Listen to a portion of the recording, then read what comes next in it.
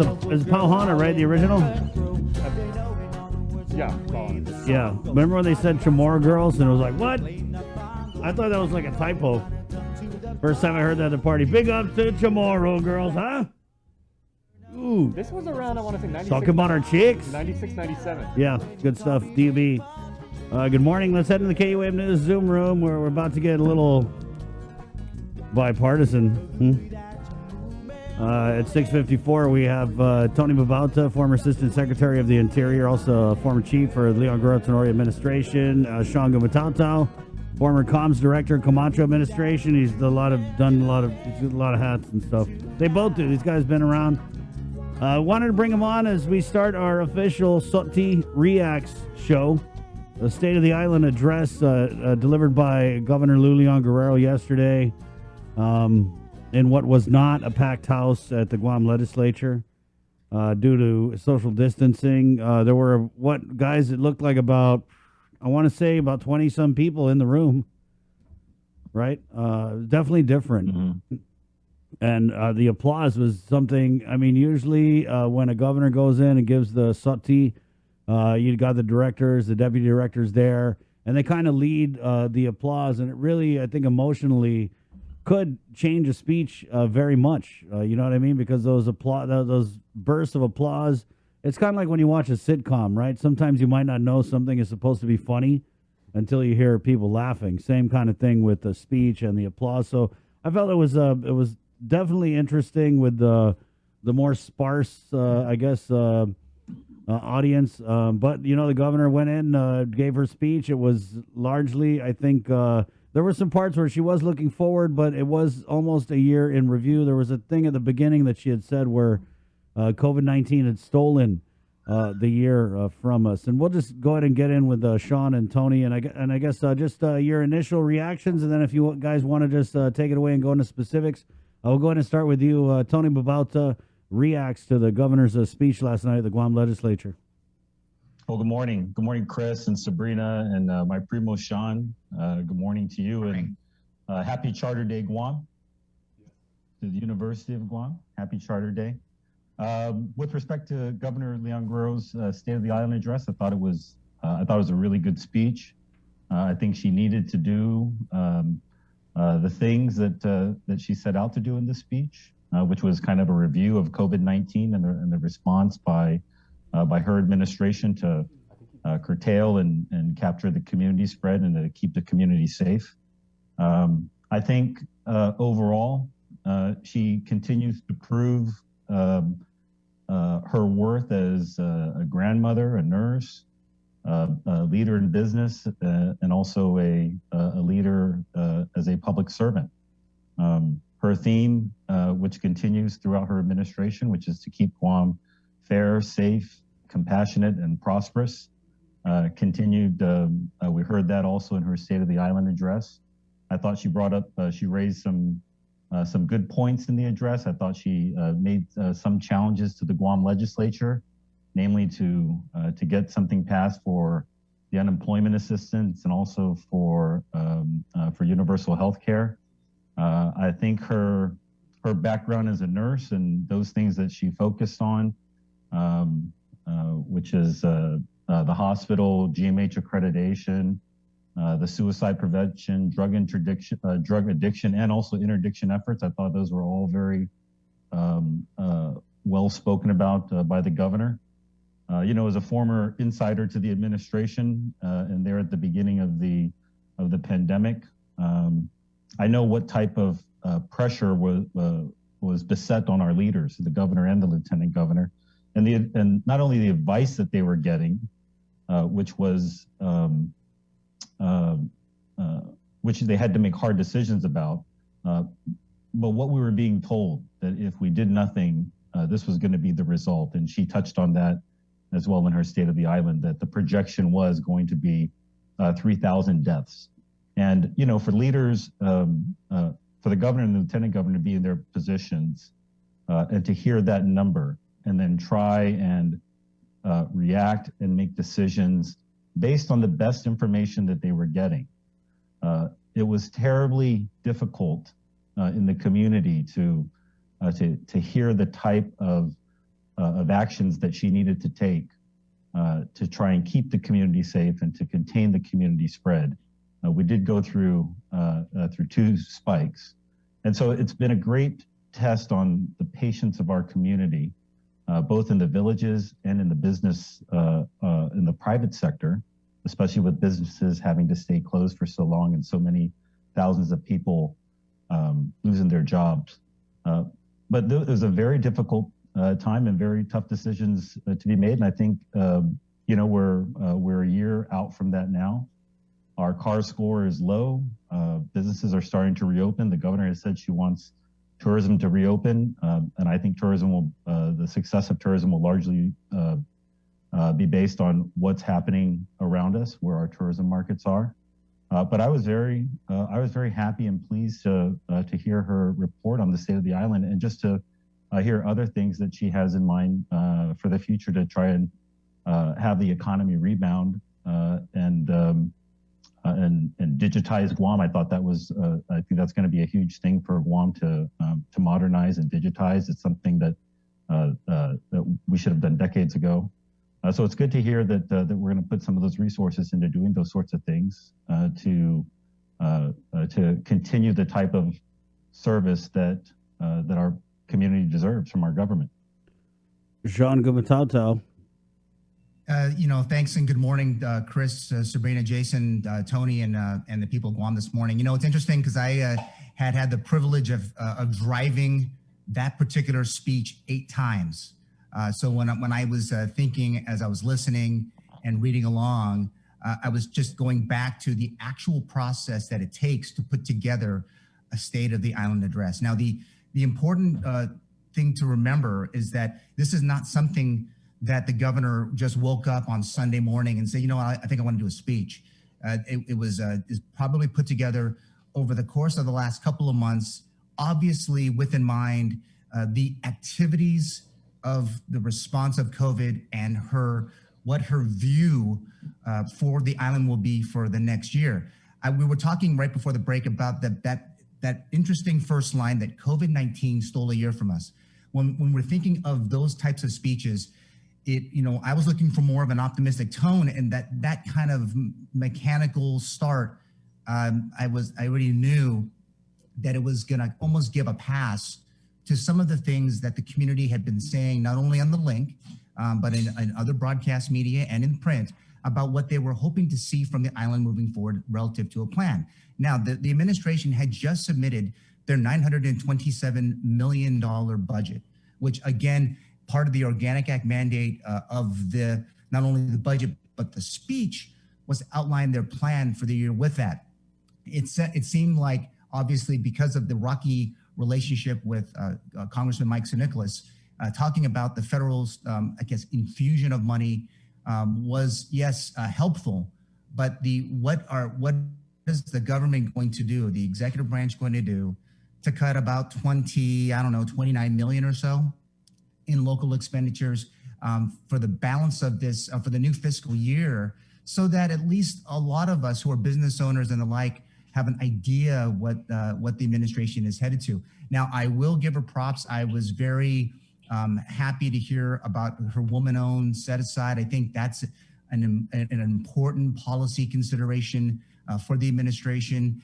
Also, was pretty impressed with the idea of getting internet out to the whole island. But I think the unemployment insurance issue was a huge lift to be able to say, hey, we can do this, puts a lot of pressure on the Guam legislature for them, that over the next 12 months, if this is a solution, as we all watch 30,000 of our island residents go into the unemployment roll, what is your role, Guam legislature, in helping me, the governor of Guam, push out important services to our people?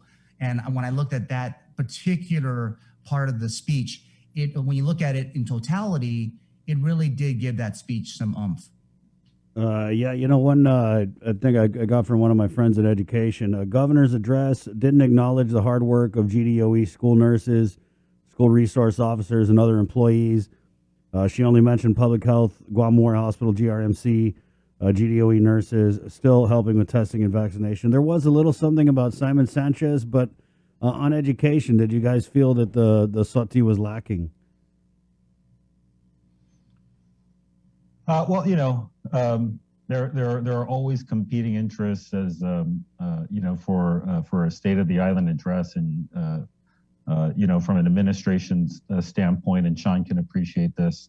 You have to be able to balance what's in the speech or what can go in the speech, how long you speak about it, and make sure that you don't lose your audience, or that you don't kind of you'd never. I don't think you'd ever outstay your welcome at the Guam legislature, but you want the focus of your speech to be on the substance, and you try to keep it as impactful and within a reasonable time frame to deliver. I've heard and read comments about things that she didn't say, and that's always the case with any governor. There are different constituencies that want to hear something. I mean, there were things that I wanted to hear that even though it's not in the State of the Island address, I know that the administration is working on it. For example, renewable energy. I've always been a big proponent of renewable energy from the time I was assistant secretary. I continue to be. I know it's part of the G3 initiative, which is something that that was adopted by the administration and led by Austin Shelton at the University of Guam. Was it in the speech? It wasn't. Are they going to be working on it? Absolutely, they're working on it. The Guam Housing and Urban Renewal Authority months ago put out an RFP to put solar on Gumataotao. So those things are, in spite of it not being in there, like education, for example. Not all of education was in there, but you had some things in there about Simon Sanchez, about STEM. I think what was missing in the education portion was, I believe, that there was an announcement months ago that a new charter school was going to be built, the iLearn Academy. I believe the administration has been working on that with iLearn stakeholders as well. So there are things that fall off or don't make the editing room cut, but I think rest assured there are still plenty of things well beyond what's in the State of the Island that the administration is working on. Shawn? Speaking of education, when you're right, Tony, when you're sitting there going through it, you're really asking yourself, okay, what do we have, only so much. And so you're trying to find that, link into the actual speech. So the only thing for me that I was a little concerned about education was the idea that Simon Sanchez will not really be broken, the ground won't be broken until 2022. So if you recall, guys, it's been a process that's been going on for years. So, I mean, if it was to placate, the northern residents about getting a northern high school, rebuilt, for me, I was a little bit like, okay, I was a little bit let down. I thought that maybe they'll say it's going to happen tomorrow. But also, and not to be a total hater on the speech, when the governor was mentioning, we're building a school.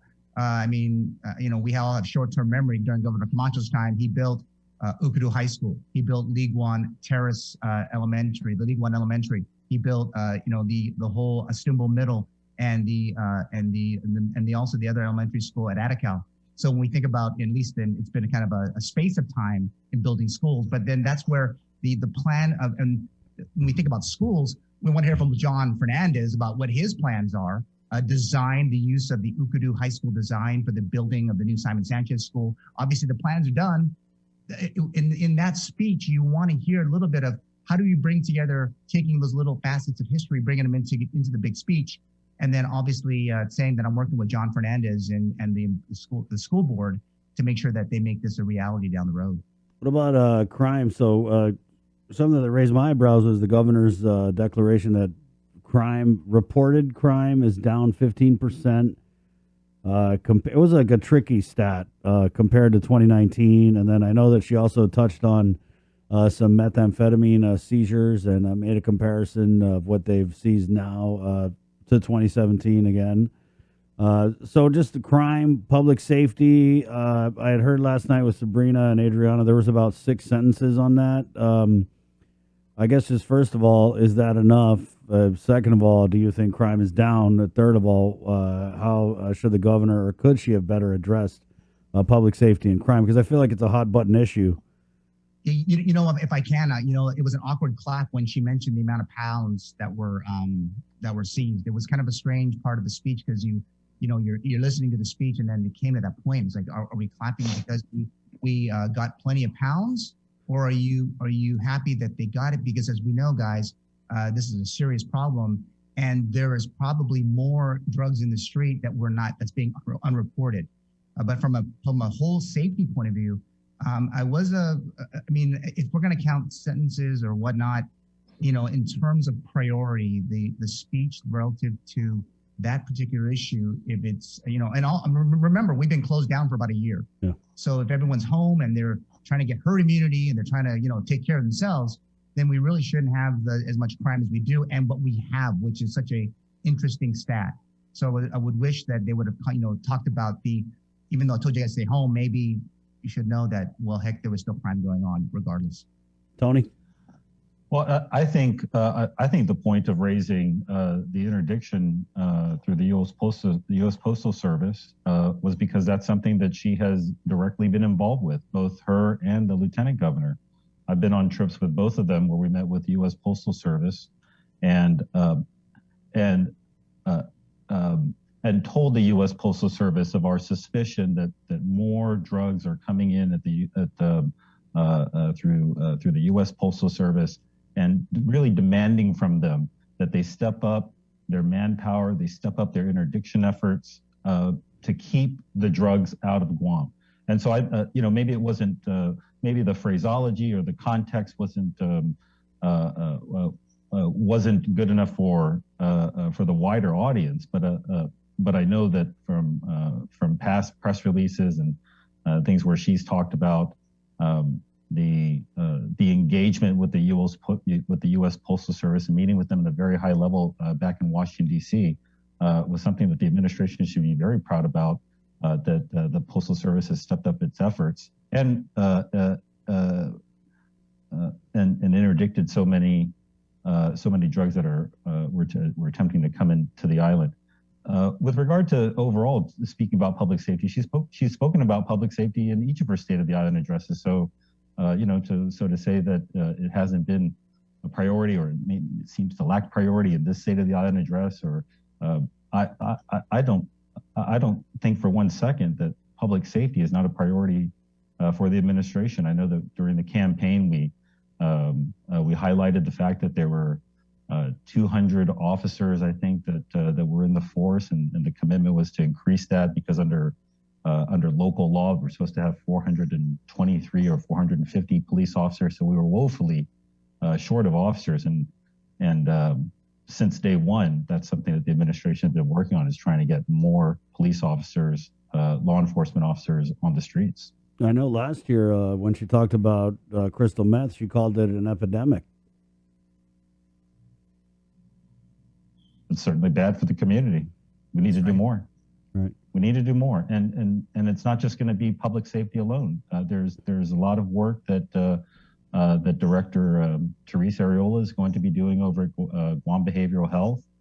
There's a lot of important work for rehabilitation that goes on at the Department of Corrections. There's even more work that's done over at Public Health. It's really a combination of several agencies, and also working with your federal partners and trying to pull out from the federal government all the grants and the different types of programs that will help rehabilitate not only users and those who have broken the law and are trying to rehabilitate themselves to get back into the community, but also just as a deterrent for our young people. I mean, we really do need continued pressure and messaging on this particular issue, because it's just something that really wrecks people's lives. Yeah. Guys, I guess in closing, I know that there was some criticism from Senator Joanne Brown, and I believe Adriana had asked the speaker last night about the governor not addressing some of the more recent headlines with hiring, with you know, some of these allegations of corruption coming out of the federal court. That, and then also there was a criticism that we didn't get a lot of details on how that $661 million in federal bailout aid is going to be spent. Just on those 2 points, Shawn, and I guess we'll just start with Shawn. I don't know if we've ever had a governor address corruption or allegations of those types of things in their administration during a State of the Island address. It's just probably not a good look. So I wasn't surprised that she didn't really kind of go into some of these really controversial issues that have been discussed in the media. Your take on that? Yeah, remember, this is a policy, the biggest policy speech of the term. It outlines her or the administration's plan for the next 12 months. So as we think about, okay, whether or not corruption and the like would get onto a speech, it was probably just more for efficiency. Is this important for everyone in the community? Yes, it is. But will it see does it help me get past certain things policy-wise with the body? Remember, they're delivering the speech in front of the Guam legislature, and they're trying to get them to also buy into some of their initiatives. So when we think about that particular part, I'm not surprised that didn't get on there at all, Chris. I mean, and especially as this thing has been emerging over the last couple of weeks, though they've probably been preparing for the last couple of months for the speech. But when you look at it in totality, right, when you look at what the speech is going to do, as a community, we all would remember these words, remember her plan. As a small business owner and as a dad, I was looking for certain things. Obviously, looking at the impacts of not so much the federal stimulus, because we already know that's already coming. But what are we doing locally? I was expecting a little bit more pressure on the Guam legislature by the governor outside of the unemployment insurance in terms of trying to find the policies that we will need as a community to move ahead. And maybe she had more ideas. I would have loved to hear them. And I think she did a great one with the unemployment insurance, but if she had more in her quiver, I was hoping to see more of it shot at the Guam legislature in terms of how she would need their help moving forward on, especially all the policy considerations that her administration is trying to do as she moves into the final year of her term. Ton, last word. Go ahead. For me, what I think got lost, it was mentioned, but I think kind of gets lost in terms of an accomplishment because we see the big number, 661 million coming from the federal government to help out during COVID. But there's an item within that 600. I don't know if it's within the 661 million or if it's outside of that. But it's the reimbursement of the earned income tax credit. This is a major victory for Governor Leon Guerrero. It's one of the first things it's not only one of the first things that she spoke about publicly after assuming office. It's one of the first things she spoke to President Trump about. And it's and it was always on her agenda when she went to Washington, D.C., when she testified in front of Congress, when she went back and forth to the White House. I can't tell you how many calls that I was on and meetings that I attended where Governor Leon Guerrero continued to push for forward progress on getting earned income tax credit rebated back to GovGuam. It's a $50+ million, as she put it, a shot in the arm for our government. That's $50 million. We always said that's $50 million cash out of our local coffers for a federal earned income tax credit. She's everyone is good with the policy because it helps out those who are those low income families. But in terms of us not needing to spend $53 million or $50 to $60 million, at least for the coming year and possibly for beyond, that's a huge victory for Governor Leon Guerrero. And let me just I'll cut it short, but let me just tell you this: when I first talked to her about the earned income tax credit after she spoke to President Trump, and then let it be known to the public that this is what she's asking for, I gave her some of the background and the history and told her that GovGuam has taken the United States government to court over this, and we lost. And so this is going to be a huge uphill battle. And it was at that point that the Governor Leon Guerrero said, if we don't ask for it and continue to raise it as one of our top issues, despite our losses in the past, we'll never get to where we're going to get 100% reimbursement. And when earlier in the year, when Delegate St. Nicholas had said that language was included in a previous package that gave 75% of a rebate, Governor Leon Guerrero shot off a letter to him and said, 75% is good, but I've always asked for 100%. So for the recent stimulus to include 100% rebate for earned income tax credit, giving our government rebated up to $60 million in cash. That's a huge, huge win for Governor Leon Guerrero. And I'm not sure that she's getting the credit that she deserves for it. Right. I did hear her mention it, but you're right. It was just kind of a brief glossing over. Shawn, thank you so much. We got to run, guys. There's a whole bunch of people coming up after you, but definitely appreciate the input. Shawn Gumataotao, by the way, he's got the That's It, That's All podcast. You're dropping a new episode, and this is going to be about the State of the Island address, Shawn? Absolutely. And so you want to listen to it on all the platforms that do podcasts. All right. Tony, be safe, my friend. Keep in touch. Absolutely. Thank you very much for the opportunity. Always, Thanks, always. Sabrina. Okay. Chris, There you go. Thank you. All right, Shawn and Tony, 7:20. We'll take a quick break. Coming back with Cazendo and tell you how you can help out Uncle Pat Palomo in his fight against cancer. Next, right here on The Link. Hey, you. What if I told you that scanning this box could give you access to any food you're craving, delivered to you